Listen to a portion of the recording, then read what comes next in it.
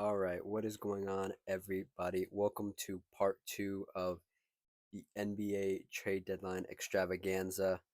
We did not have any mega big trades go on yesterday involving star players, but we did have some trades that have some playoff implications, have some team implications for organizations, more specifically the Hawks, and we're going to talk about all that. If we have time at the end, we'll talk about the games from last night. If we don't, no big deal.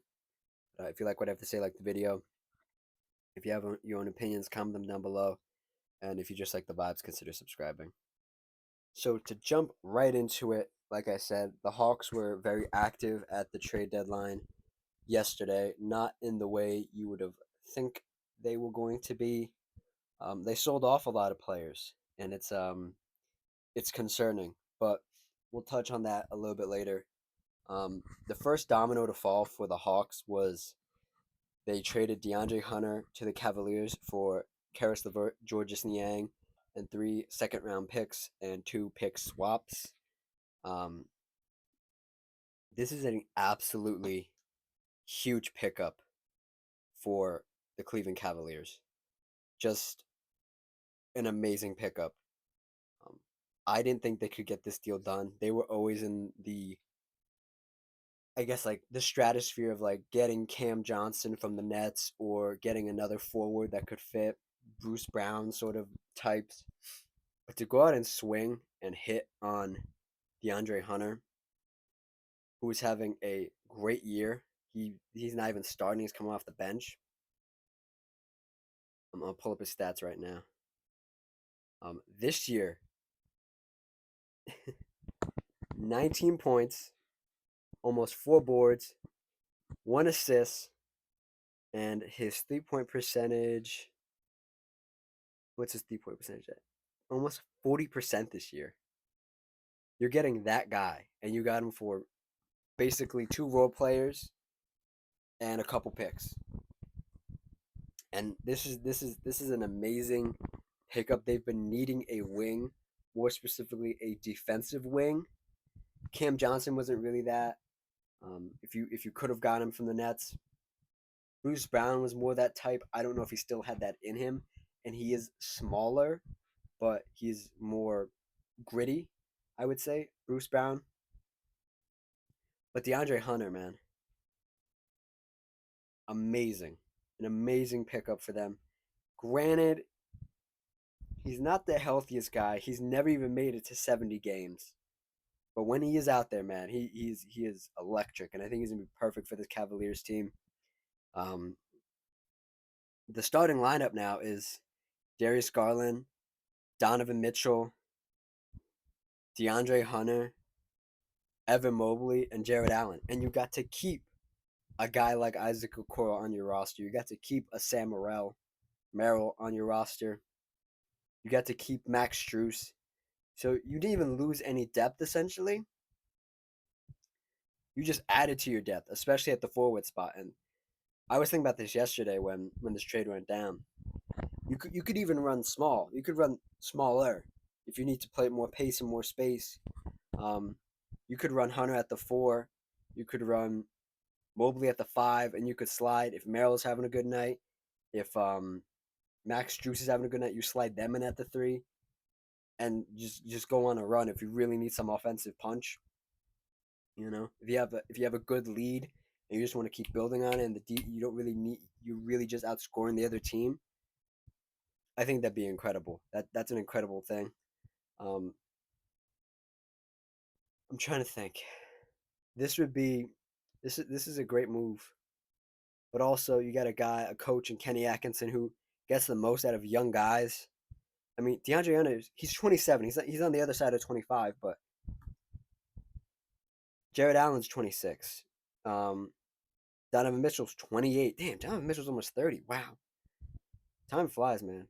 I mean, you got a guy who's ready to compete, who's ready to go into playoff series, who's ready to. The Cavs want to make a finals run. I don't know if they're going to be able to do it this year, but who knows? This was a great pickup for them. Absolutely knocked it out of the park. Now the real question is, The only team that's really given them problems is the reigning champion Celtics. Does this put them over the top to beat the Celtics? I think I've always said this, and a lot of people say this. Winning a championship comes down to a lot of skill, but way more. It's luck. Luck plays a huge part in winning a championship. The matchups you get, the players that are out on the other team, the players that are in or out on your team. Um, it's it's a lot of luck, and I think going for the number one seed like the Cavs are might be a mistake, but it might pay off. Because let me tell you, man, when that arena gets rocking, I think it's still called the Rocket Mortgage Arena, right? Um, gets loud, it gets crazy. I don't think it rattles the Celtics, but I think other teams it would rattle them for sure. Um, moving on again, Atlanta involved in another trade. Um, the Clippers sent Terrence Mann and Bones Highland to Atlanta for Bogdan Bogdanovich. Um, 3 second round picks. Damn, 3 second round picks is crazy. And yeah, the Clippers are very active, and I just pulled up their roster before I started recording this video, and I like their roster a lot. The uh, the Clippers did also trade. If I can find it here, they traded Kevin Porter Jr., who wasn't really playing well for them, to the Bucks for Marjan Beauchamp. Marjan Beauchamp. I always say his name wrong. Um, and I'm looking at this Clippers team, and they got blown out by the Lakers the other night. They're still 28 and 23 on the season. They're second place in the Pacific Division. I don't care about divisions, but yeah, this is a very good team. This is a team. Does this team win a championship? No. Is it going to be competitive? Yes. I mean, just at the deadline, we can just look at names they've added. Obviously, Beauchamp, Bogdan Bogdanovich, um, Drew Eubanks. Let's see here. Patrick Mills. Like they added some veteran guys and a young guy in Beauchamp. Um, and Bogdan Bogdanovich is 32, but I still consider him pretty young. I think he can turn his career around a little bit. But I think this is a tough team. This is a team I don't want to play unless I know I have two players better than James Harden and Kawhi. I mean, and at this point, I guess Norman Powell too. Norman Powell's having a great year for the Clippers, but you know what I mean. Like, I don't love this team, but I like it enough to be like, are we sure our two best players are better than their two best players? You know, but I really like this team, and I think they can do well heading down the stretch here of the season. Let's see. They play the Jazz. When is that? Tomorrow. They play the Jazz tomorrow. They have lost three in a row, so I think they could probably turn it around against the Jazz, and start putting the pedal to the metal because they are hovering around. Damn, I wish it showed me the. Oh no, here we go. Full standing. Yeah, they are hovering around 7 right now. They've dropped down. If they could get back up, if they could get back up to 6 and get above Minnesota and maybe get above the Lakers, I think home court would be very important for this Clippers team if they want to try to make a run. Otherwise, I don't see them making a deep run right now. But we'll see. We'll see what second half of the season they have. Um, and with all these trades going down with the Hawks, there have been a lot of questions in NBA circles and it's basically what the hell are the Hawks doing? They sold off a lot of great players, a lot of role players, but great role players, um, all in the namesake of getting back guys. I can just say that guys. Um, who'd they get back? They got Niang, they got Man, they got Levert, they got Bones. Yeah, those are the guys that got back at the deadline. These are guys that um, well, they got Niang back. I don't know if I said that. Um, these are guys who are more playoff team guys, and I don't. The Hawks are bad this year. The Hawks are really bad. Let me see where they're at. They're at 9 in the conference. They're at 23 and 28 on the season. They've almost dropped out of the play in. I think they'll stay around there. I think they'll stay around there, and they'll have to participate in the play in tournament, which means they have to play the Magic, Detroit. Philly's probably gonna take Chicago's spot, and then it will literally just be Philly, Atlanta, Orlando, and Detroit going for the 7 and 8 seed at the end of the season, unless the Heat drop down, which I don't think they'll drop too far down. But to get back into it, the main question obviously is what the hell are the Hawks doing? And the other thing is that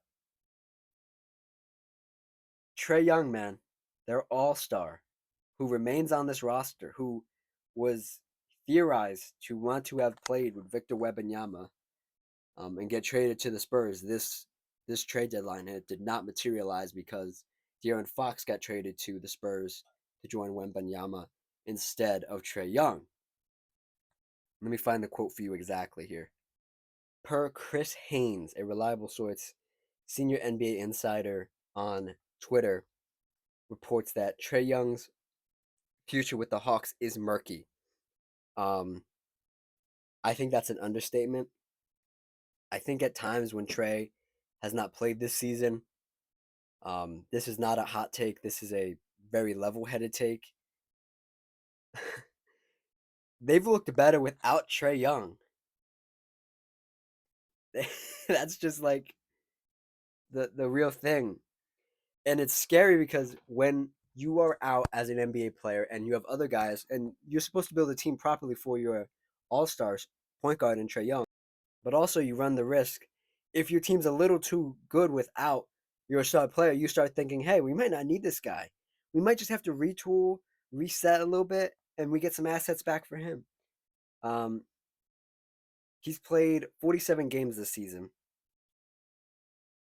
out of the how many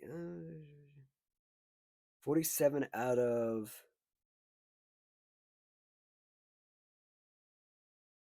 yeah, he's missed a few games. Nevertheless, the team has looked better.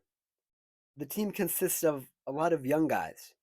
Um, names I know this Hawk team likes in Dyson Daniels and Jalen Johnson, who's out for the year, unfortunately. Um, Zachary Richache, their number one pick from last year. The number two pick, pardon me, or whatever. He was a top pick. Pardon me. I'm getting ahead of myself.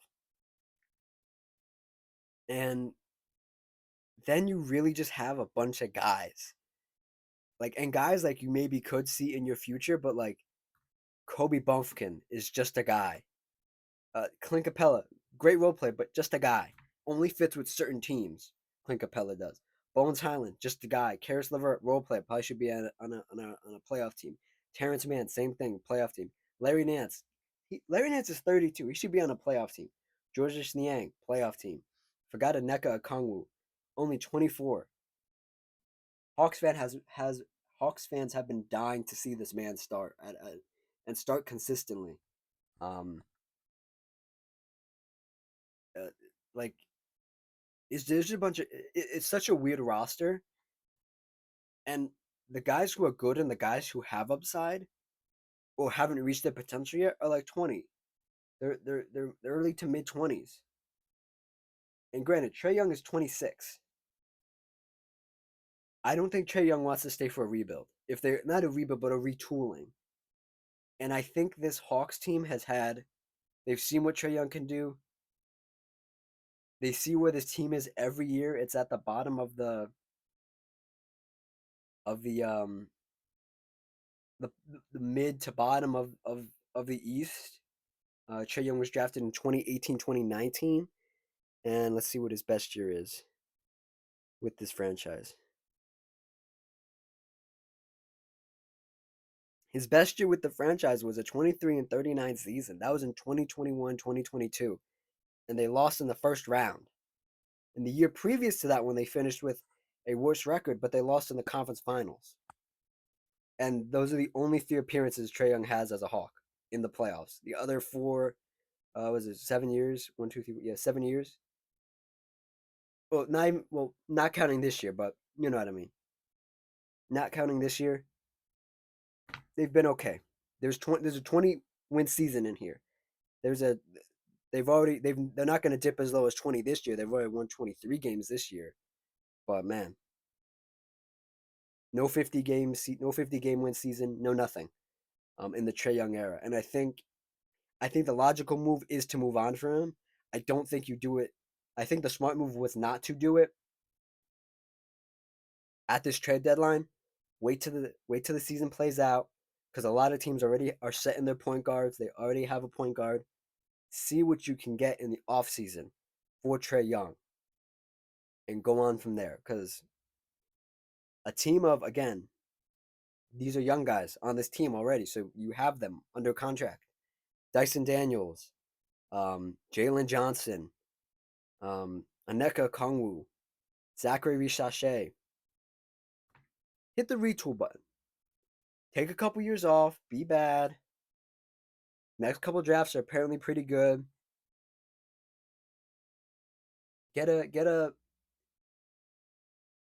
retool it. That's all I'm saying. Retool it. I think the Trae Young thing has run its course, and I think Gwen Snyder is a great coach. I think he did not foresee this coming.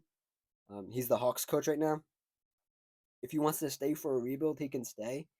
I think he did wonderful things with the Jazz when he was the Jazz head coach, and they had a young Donovan Mitchell, and they made some playoff runs when they probably shouldn't have. But if he wants to stay, I think that'd be even better. Um, Let me see. I'm always looking at this mock draft thing. I want to see where the Hawks pick is at. Oh, that's right. Oh my God, that's right. They don't even own their own pick this year. It belongs to the Spurs. That's right. Oh my. Oh no. Oh no. Okay. That's a that's a hiccup. So even if you are bad next year, well, you're not gonna be bad this year, but if you're gonna be bad next year, you're in a pickle right now. Okay, I get it now. I literally just remember that. I didn't even look at the mock draft. I saw it and I was like, wait a second. I literally just remembered it. Um, but yeah, the Hawks again were very active at the deadline. Um, I won't get too deep in on the weeds on Trae Young and potential suitors or anything. I want to see the season play out and see what happens. Let's see other news, other trade deadline stuff that happened. Hold on, I'm gonna pull up on my phone real quick. Let's see here. Let me see. Oh, you had Marcus Smart to the Wizards. Um, let's see. Drew Eubanks, there it is. Da, da, da. Marvin Bagley to the Grizzlies. I like that pickup for the Grizzlies. I hope Marvin Bagley gets a chance. Um, Pretty good role player these days, I think. Um, Davion Mitchell to the Heat. That I think we talked about that yesterday, but that's huge. That line, the defensive lineup they could possibly run out next year, or this, not even next year. This year is crazy for the Heat. Um, Oh, that's right.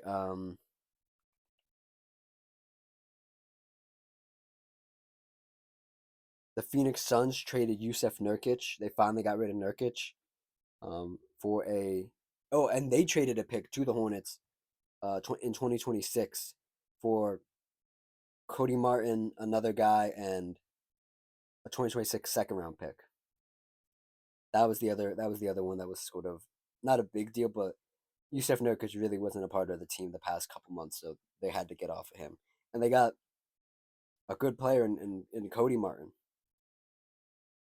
DeLon Wright to the Knicks. Um, what else is here? Kelly Olynyk and Bruce Brown were traded in the Brandon Ingram trade. They're going to the Pelicans. Lindsey Waters to the Pistons. Shout out Lindsey Waters, great shooter. Hope he finds a role on the Pistons. Um, Quentin Grimes to the Sixers. I think I talked about that one. And the buyout market is around the corner. And some names to watch: Daniel Tice, who was waived; Reggie Jackson, who was waived; Will Bamba, who was waived; City Sudoku, who was waived. Um, Names to watch out for. And the other buyout guy who recently got bought out, I think I have to talk about this, even though I don't like talking about this guy at all. Ben Simmons finalized a buyout yesterday, was finalizing a buyout yesterday, and finally got bought out this morning. Um, Simmons played for the for the Nets. Let's see. Let's pull up his let's pull up his time with the Nets here, just very quickly. Uh, in Ben Simmons' time with the Nets, he, um, in a less polite term, he was ass. Never got above 10 points. Never played more than 50 games for the franchise.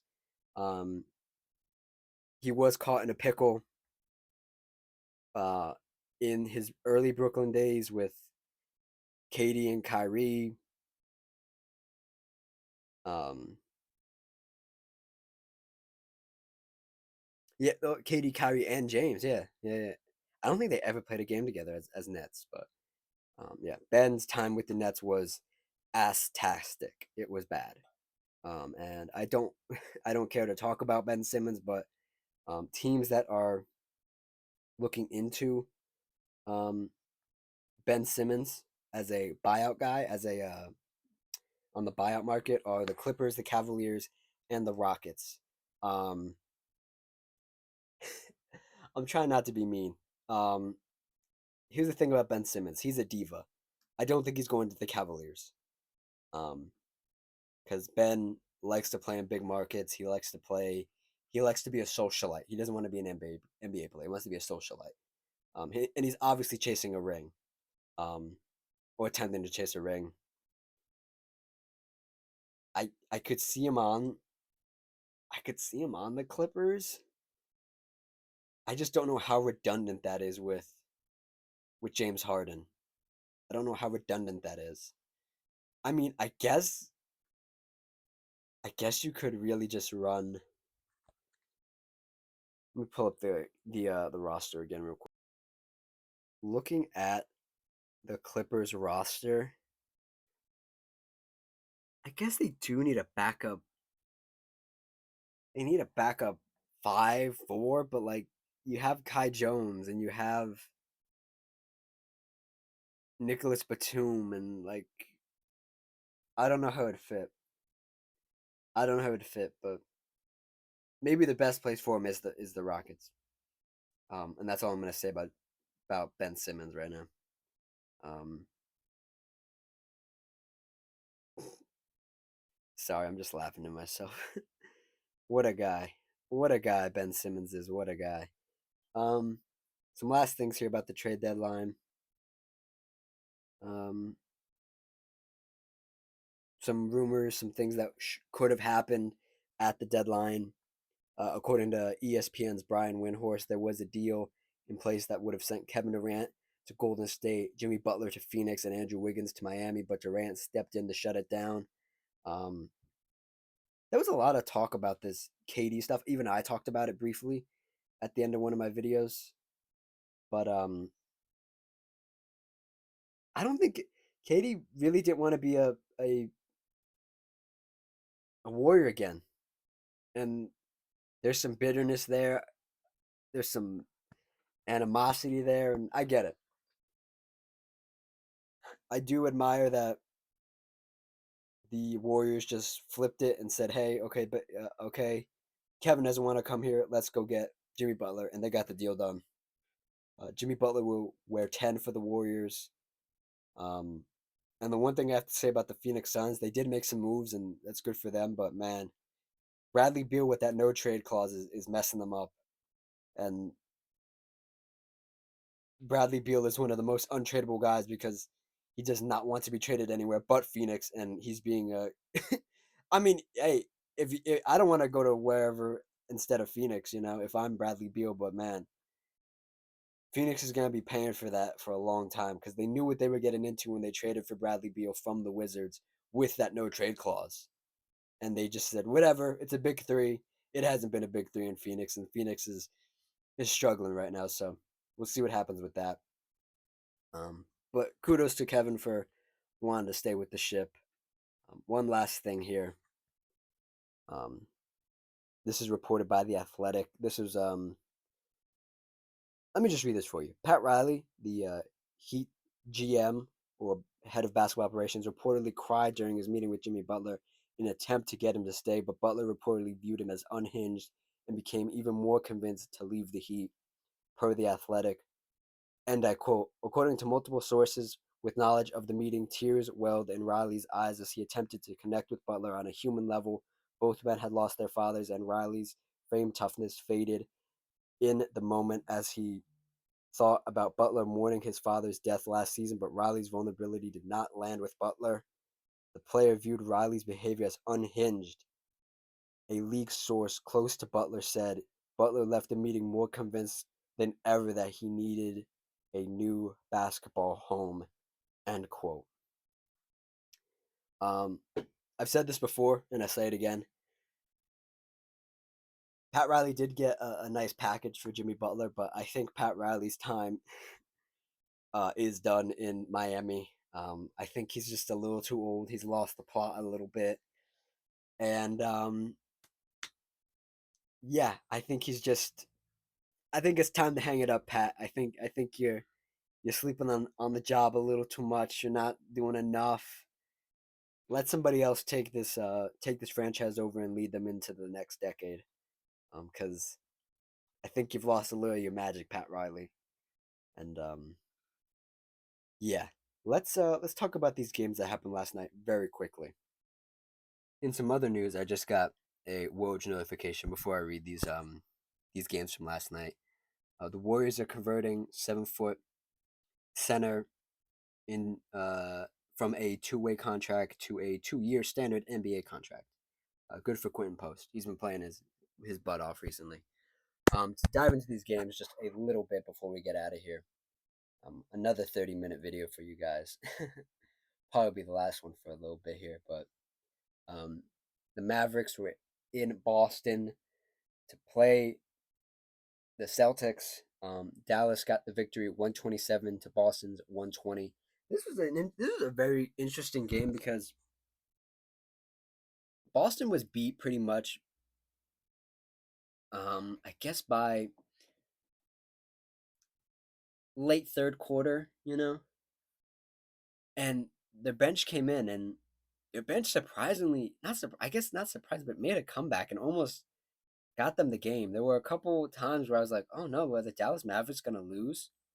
Um, to this Boston Celtics team when their starters are on the bench. Um, the Mavericks had a vintage Klay Thompson game. Um, got a vintage Klay Thompson game. He was the team's leading scorer at 25 points, 3 of 6 from three, 11 for 17 overall from field goal. Kyrie chipped in with 19. Dante Exum came in, gave him 15. Najee Marshall, who's been having a very solid year for the Mavs, 20 points. Spencer Dinwiddie, 22 points. Max Christie, newly acquired from the Lakers in the Luka trade, 15 points. Had some great defensive moments, especially on Jason Tatum. Um, the crazy thing is this Mavs team looked really good. I didn't like their starting lineup that they rolled out, but it looked very good. It looked very solid, especially against the champs. And there have been some things flown around that people should be worried about the Celtics, or fans should be worried about the Celtics. I just think they just don't care enough. Like this is a big game. This is a finals rematch, but man, I don't think they really care. Um, because they did try, and I think sometimes you just lose these games in the middle of um January or February. Pardon me. Damn, it's right, February. Wow.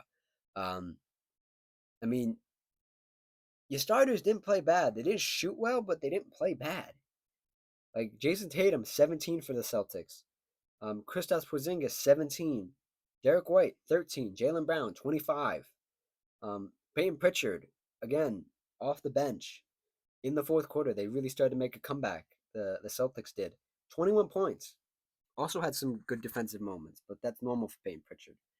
Um, yeah, the Mavs blew the doors off, and then the Celtics starters just started to come in and try to win the game, and they almost did. But the Mavs got it last night. Um, and then the last game, the midnight game, basically midnight, the late night game, a classic between the Warriors and the Lakers. I will say this as a Steph Curry fan. This was the first game, um, even though he had 37 points, Steph Curry did, where Steph looked old. He looked very old. Okay. He looked tired at times, man.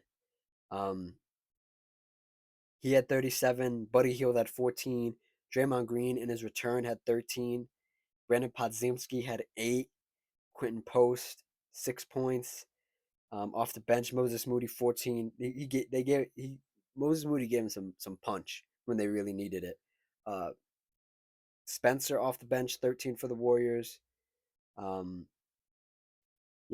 like I said, Steph Curry had 37, but man, that guy LeBron James, he had 42, 17 rebounds, 8 assists. Huge game, and he became the second player to have a 40-point game in NBA history, joining Michael Jordan in that club. And this Lakers team, man, whew, this Lakers team is scary. I don't think they're gonna win it all this year, but man, they're gonna kick some ass in the playoffs if everybody's healthy. And I mean everybody. Um, Rui Hachimura 11, Jackson Hayes 11, Austin Reeves 23. Um, Off the bench, the leading scorer was Gabe Vincent with 15. And this is again when they won this game, they made it a point to say this is all without Luka. Luka's just waiting to come back, and that is so true. Um, I just want to tag this in at the end here. The Warriors are so lucky they were able to get somebody some help because if Steph Curry had to do this for another 30 games, just struggle. He shot 6 of 20 from 3, 13 of 35 from field goal overall. He played 37 minutes. Lord, Lord, it would have been a bad rest of the season. But I think the Warriors can turn it around. I think if you redo this matchup, um, let me see if I can. Do they play them again? Is a great question. If you redo this matchup and Jimmy Butler plays, then um, obviously Luka Doncic plays for the Lakers. They play again in Los Angeles again on April 3rd on TNT. I think this would be a hell of a game to watch. And yeah, those are the games from last night. I just want to touch on those real quick, tag it in here at the end. Um, a few notes um, for the rest of well, for next week and the following week and all the rest of the season. Um, I will cover a lot of All-Star stuff next week because it is going to be right around the corner. Um, this weekend is Super Bowl weekend, so I won't post any videos or anything. Just keep it light. Um, and we'll talk about some All-Star stuff. I got a notification that we have the 3-point contest participants now, so we'll talk about that on Monday. And for the rest of the season, I'm just gonna, I think I'm just gonna cover the big games that happen, the nail biters and stuff, and we'll steer clear of talking about every game because every game doesn't need to be talked about, especially after All Star break. Um, some games kind of get a little oversaturated. I will save a lot of my opinions and stuff um, for when some playoff implications start to happen, when the play-in starts to take shape, but also this week, or not this week, All Star week when there's no basketball. I will talk about my worries and my, I guess, like superlatives of NBA teams. I said I'd talk about the Lakers. Nobody saw this Luka Doncic trade coming, so I'm glad I didn't talk about it a couple months ago when they were playing bad. But we'll talk about all that stuff then. But that's just some housekeeping things. Thank you all for watching. Hopefully, this is the last 30-minute video for a while. Um, I hope you guys enjoy these videos. I'm enjoying them, and we've made it basically to All Star break. And I will see you guys next week. If you want to hear my opinions on this weekend's games, I'll link it somewhere. I'll link part one for this video as well. In the top right corner, the NBA trade deadline extravaganza. This is part two. Yesterday was part one. Thank you all for hanging out with me. I will see y'all next time. Cheers.